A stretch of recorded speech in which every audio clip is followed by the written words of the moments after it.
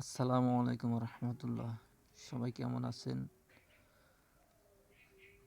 ইনশাআল্লাহ আজকে থেকে আমি ক্লাস শুরু করতেছি। আমি চাই প্রতিটি মুসলমান কোরআন শিখুক। আজকে আপনাদেরকে শিখাবো সূরা ইখলাস, মক্কায় অবতীর্ণ। আমি যেভাবে উচ্চারণ করি ইনশাআল্লাহ সেইভাবে যদি আপনারা উচ্চারণ করতে পারেন তাহলে আমার বিশ্বাস আপনারা নামাজ যদি এইভাবে সূরা উচ্চারণ করে সুন্দরভাবে নামাজ আদায় করতে পারেন ইনশাআল্লাহ আপনাদের নামাজ অবশ্যই হবে। নামাজ ভাঙার কারণ 19টি, তার ভিতরে প্রথমটি হলোই নামাজে অশুদ্ধ পড়া। তাই আপনারা গুরুত্ব সহকারে আল্লাহ তাআলা কালাম শিখবেন ইনশাআল্লাহ। আমিও আপনাদেরকে শিখাবো। তাই আমি চাই যে আপনারাও সহি শুদ্ধভাবে নামাজ পড়তে পারেন এবং সহি শুদ্ধভাবে তেলাওয়াত করতে পারেন। আমি সবের ন্যায়তে আপনাদেরকে কোরআন শিখাইতেছি ইনশাআল্লাহ। আপনারা আমার জন্য দোয়া করবেন যেন আপনাদেরকে সুন্দরভাবে আমি কোরআন শিখাইতে পারি।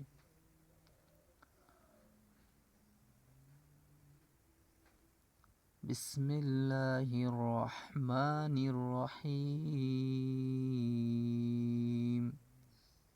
এখানে অনেকের কিন্তু ভুল হয়। বিসমিল্লাহির রহমানির রহিম, এইভাবে সুন্দরভাবে উচ্চারণ করতে হবে। বিসমিল্লাহির রহমানির রহিম। এখানে সুন্দরভাবে বা সিনজের বিস, এখানে কোনো সিন, তিন দাঁত যেখানে দেখবেন সেটা মনে করবেন সিন। তা বা সিনজের বিস, বিসমিল্লাহ, বিসমিল্লাহির রহমানির রহিম। এভাবে সুন্দরভাবে উচ্চারণ করতে হবে। সুন্দরভাবে যদি উচ্চারণ করেন ইনশাআল্লাহ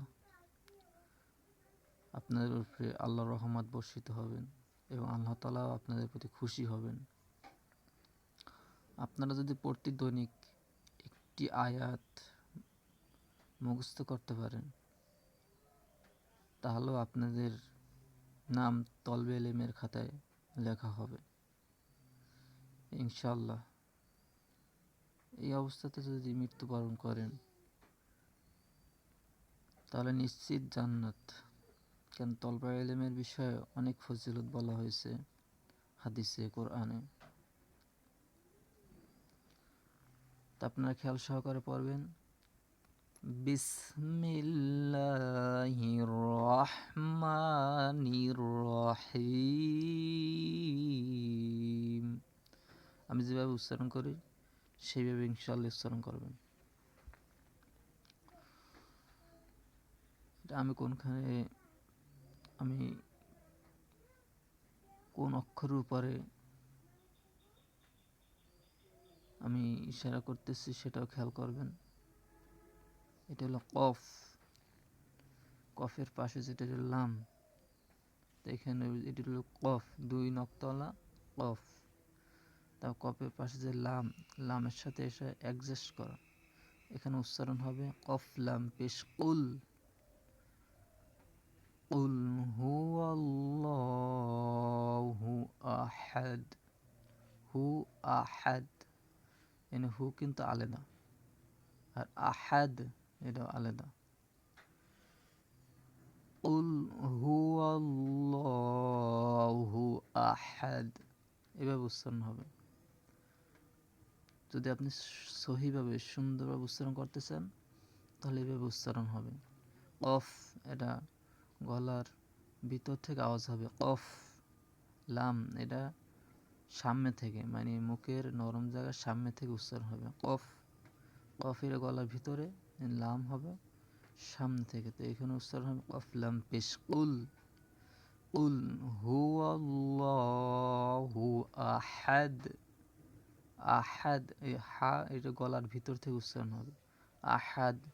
এটা ছোট হা, এটা হচ্ছে হা, নরমভাবে হা এভাবে উচ্চারণ হবে। হা পেশ হু। আর এটা হলো আহাদ, এটা গলার ভিতরে যাবে। আর এটা হবে যে হা, মানে এটা নরমভাবে মুখের সামনের ভাগ থেকে উচ্চারণ হবে।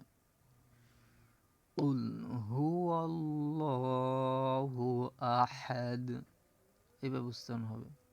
তা দেখা যায় আপনি যদি প্রত্যেক দৈনিক একটি আয়াত সহিভাবে সুন্দরভাবে তেলাওয়াত করতে পারেন। আজকে একটি আয়াত আপনি তেলাওয়াত করলেন, তারপর দেখা যায় এই আয়াতটি যদি আপনার মুখস্থ হয়ে যায় ইনশাআল্লাহ সহিভাবে, তারপর আপনি আরেকটা আয়াত শিখলেন। এইভাবে শিখতে শিখতে দেখা যায় একসময় আপনার অনেকগুলো সূরা মুখস্থ হয়ে যাবে ইনশাআল্লাহ। তাই আমি যেভাবে বলতেছি এভাবে শিখবেন। কুল হুয়াল্লাহু আহাদ, এভাবে উচ্চারণ করতে হবে। কুল হুয়াল্লাহু আহাদ, আহাদ এইভাবে উচ্চারণ করতে হবে সুন্দরভাবে। যেটা যেখানে উচ্চারণ হবে সেইটা সেইভাবে উচ্চারণ করতে হবে। তারপর দ্বিতীয় নম্বর আয়াত আল্লাহুস সামাদ, হুসামাদ এভাবে উচ্চারণ হবে। আল্লাহ, এখানে কিন্তু অনেক সময় আমরা ভুল করি, অনেক সময় বলি আল্লাহ, এখানে কিন্তু আল্লাহ। এইখানে ল মোটা হবে, আর যদি জবর জের হতো তাহলে পাতলা হইতো, লিল্লাহ এভাবে হইতো।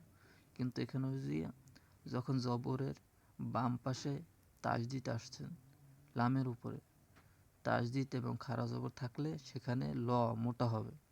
আল্লাহ, আল্লাহুস সামাদ, আল্লাহুস সামাদ এভাবে উচ্চারণ হবে। এটা হায় পেশ এবং সদে তাজদিদ, এই জন্য হুস, সদ জবর স, হুস সমাদ এইভাবে উচ্চারণ হবে। এইভাবে সহিভাবে ইনশাল্লাহ কোরআন শিখবেন এবং নিজে শিখবেন, এবং আপনি শিক্ষা নিয়ে আপনার যে পাড়াপড়শি আছে, আপনার ছেলে সন্তান, তাদেরকেও শিখাবেন। আর মা বোনেরা বাসায় বসে শিখবেন ইনশাআল্লাহ, সবাই উপকৃত হবেন। আল্লাহুস সামাদ এভাবে উচ্চারণ করতে হবে। আল্লাহুস সামাদ, এটা হলো দ্বিতীয় নাম্বার আয়াত।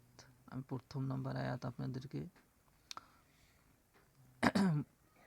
এটা হলো প্রথম নাম্বার আয়াত সূরা ইখলাসের, এভাবে উচ্চারণ করতে হবে। আবার আমি দ্বিতীয়বার আবার তেলাওয়াত করে শুনাইতেছি।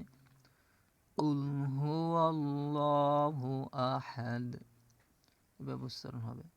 কুল হুয়াল্লাহু আহাদ, আল্লাহুস সামাদ, এভাবে সুন্দরভাবে উচ্চারণ করতে হবে। সুন্দরভাবে উচ্চারণ করলে দেখা যায় আপনারও ভালো লাগবে এবং আল্লাহ তাআলা আপনার প্রতি সন্তুষ্ট হবে। তারপর তৃতীয় নম্বর আয়াত লাম ইয়ালিদ ওয়া লাম ইউলাদ, ইউ এখানে কিন্তু মুখ গোল হবে, ইউলাদ এখানে একালিফ টান আছে, মুখ গোল হবে। দ্বিতীয়ত একালিফ টান আছে এখানে। লাম ইয়ালিদ ওয়া লাম ইউলাদ, লাম ইয়ালিদ এখানে কিন্তু আলাদা আলাদা আলাদা আলাদা অক্ষর। ইয়া লিদ, লাম ইয়ালিদ এইভাবে উচ্চারণ হবে। লাম ইয়ালিদ ওয়ালাম ইউলাদ এইভাবে উচ্চারণ করতে হবে। যেভাবে যে অক্ষর সেইভাবে দেখা সুন্দরভাবে খেয়াল সহকারে সূরাটি উচ্চারণ করতে হবে। তাহলে আপনি দেখা যায় অবশ্যই নিজে চেষ্টা করবেন, অবশ্যই পারবেন। লাম ইয়ালিদ ওয়ালাম ইউলাদ। তারপর ৪৪ নম্বর আয়াত, ওয়ালাম ইয়াকুল্লাহু কুফুয়ান আহাদ। এখানে বলা হয়েছে ওয়ায় কিন্তু মুখ গোল হবে, ওয়ালাম এখানে ওয়ায় মুখ গোল হবে। ওয়ালাম ইয়ালিদ ওয়ালাম ইয়াকুল্লাহু কুফুয়ান আহাদ। এভাবে সুন্দরভাবে আপনাদেরকে দেখে দেখে উচ্চারণ করতে হবে, তাহলে ইনশাআল্লাহ আপনারা সাকসেসফুল হতে পারবেন। এবং যদি ধৈর্য সহকারে আপনারা চেষ্টা করেন ইনশাআল্লাহ পারবেন। তো আজকের মতো এখানেই, এই পর্যন্ত। দোয়া করবেন ইনশাআল্লাহ। আপনাদেরকে সবের ন্যায়তে আমি শিখাইতে চাই এবং আপনারাও খেয়াল সহকারে শিখবেন। আসসালামু আলাইকুম রহমতুল্লাহ।